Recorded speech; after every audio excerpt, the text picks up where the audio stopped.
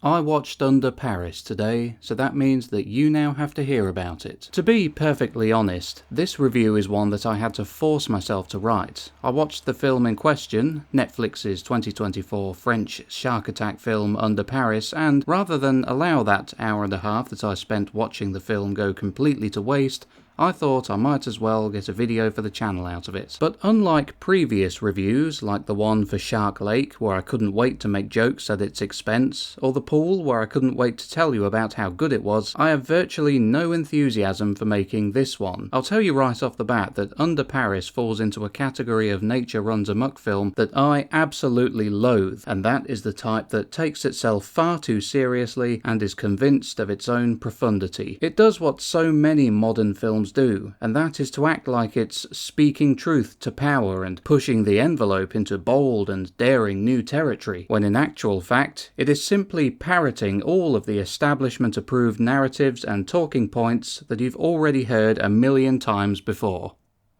Right, let's just get this over with. The film begins with our main character, a shark and marine life expert named Sophia, who is out at an area of the Pacific Ocean that is known as the Seventh Continent because of all the plastic waste that has accumulated there over the years. I googled it, and this is indeed a real place, which is sad, but at the same time I knew as soon as I saw this in the film that Under Paris was going to be little more than a massive preachy sermon, an oh so common phenomenon in movies which are supposed to be entertainment today, where the filmmakers choose to lecture Western audiences on the horrors of dumping plastic into the ocean, yet curiously never seem to mention who the main culprits of this disgusting practice actually are. FYI, it ain't us. Anyway, Sophia and her team of divers are there because they're tracking a specific mako shark, one that they've nicknamed Lilith. While under the water, they come across the carcass of a baby whale that has become entangled in debris, at which point a large group of makos descend upon the carcass, taking the group by surprise. This causes them to panic and state their urgent wish to return to the boat, but Sophia, safe and sound on the boat, demands that they stay down there to retrieve a tissue sample from Lilith. And she's already made herself absolutely, utterly unlikable. No, don't swim to safety because you've been ambushed by a group of mako sharks behaving in an unusually aggressive manner, at least not until you've stabbed Lilith, the biggest one, with a sharp rod and taken some of her flesh for me to study. When Lilith does fully emerge, the crew are surprised to see that she is now around 7 meters long, when she was only 2.5 meters long when they last saw her 3 months ago. Wow, that's quite a phenomenal growth spurt. I wonder what the explanation for that is. I can't wait to hear what clever reason the directors come up with for such an extraordinary amount of growth in such a short time. We don't get an explanation.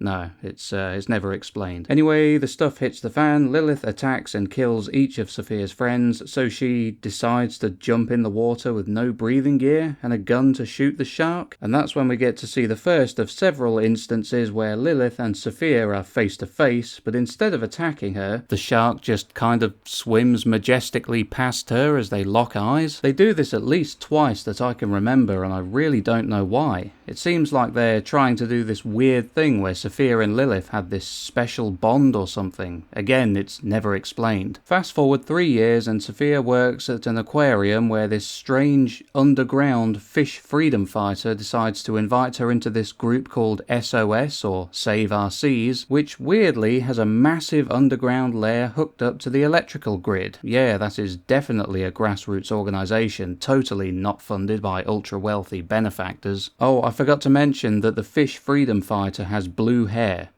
She's a literal blue hair. Another SOS member, and lover of the blue-haired lady because this is Netflix, is an expert hacker who managed to locate the tracker attached to Lilith. They've located her and it looks like she's been swimming around all over the globe, yet for some reason has decided that the River Seine in Paris is the ideal place to put down roots. Why?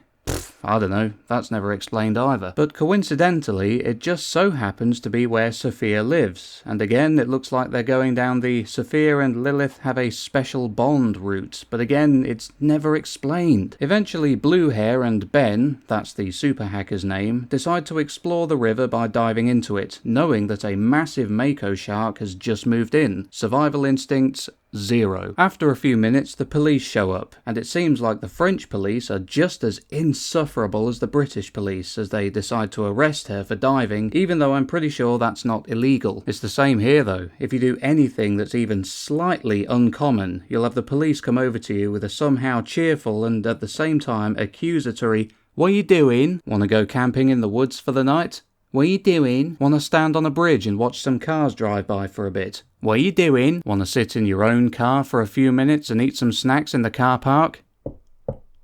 What you doing?" They're the absolute worst, seriously, and it looks like it might be the same in France according to this film. Anyway, my run-ins with the law aside, they try to interrogate Blue Hair and she has them call Sophia. They then all go to the river and look over the body of a guy who's been bitten in half, decide it's a shark, and the police now believe them. They then decide to work together to try and catch the shark, but if I'm honest, I'm struggling to remember much of what actually happened during this part. I mean, at one point I was so bored that I pressed the button on my remote to see how much longer was left, and it was only at the 1 hour and 4 minutes mark, meaning that there was still around 35 minutes left, and by this point I'd more or less checked out. The next thing I do remember is the blue-haired girl putting out a viral video or something telling everyone that there was a shark in the river and giving some pissy little lecture about how we're all destroying the earth and our parents and grandparents have doomed us all, blah blah blah, while we get several shots of loads of douchey looking NPCs watching the video and nodding along solemnly with the whiny, sanctimonious tripe that store-brand Greta Thunberg is coming out with. We also see the other Save Our Seas members, a bunch of freakish losers who look like they spend 23 hours a day on Twitter, nodding along with the rest of the hive mind before they all decide to go down into the catacombs under Paris, because that's where Lilith is now. I forget what the plan was exactly, but it's not important.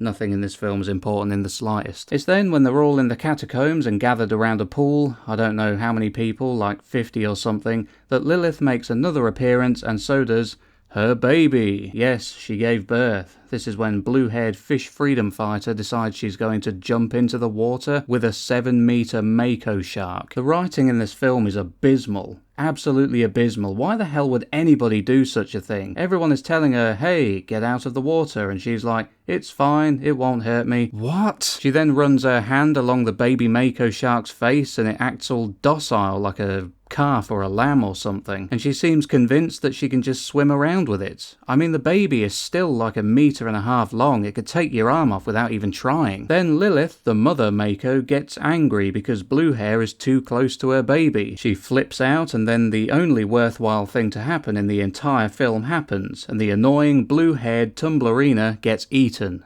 Thank God. But this then sends everybody present into a wild, stampeding panic, but it's so unnecessary and contrived. The people are standing on the ledges around the pool and the shark is in the water, so they're in no danger whatsoever. But because this crappy film needs some people to get eaten by the shark, the idiots all start going completely insane and shoving each other out of the way and even into the water. There was no need for this at all. The ledges were so wide that if everyone just formed an orderly queue, they could have walked out of there with absolutely no issue whatsoever. In the ensuing chaos, the baby shark is shot by the police and killed, so Sophia takes it to the lab to examine it, and that's when she cuts it open and all these tiny baby squirmy sharks all fall out. She then determines that these are not mako sharks at all, but an entirely new species. How has this come to pass? What was it that happened that turned this mako shark Lilith from a mako shark into something entirely new, a completely new and different species? Yeah, you can just add this to the long list of things that are never explained in this film. Maybe it was, I don't know, climate change. Yeah.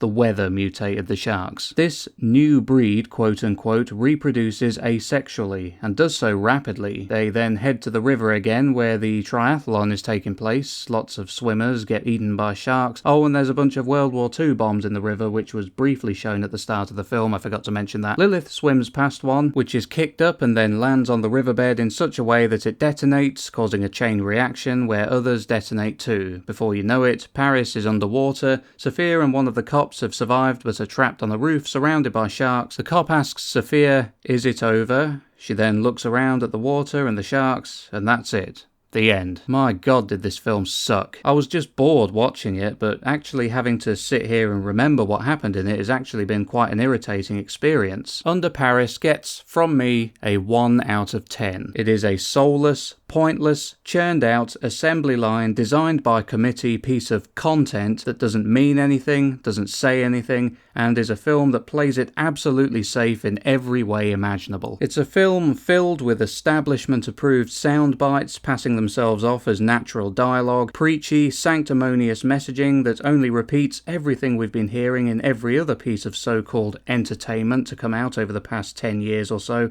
and never manages to come up with a single original idea or innovation of its own. My advice is watch something else.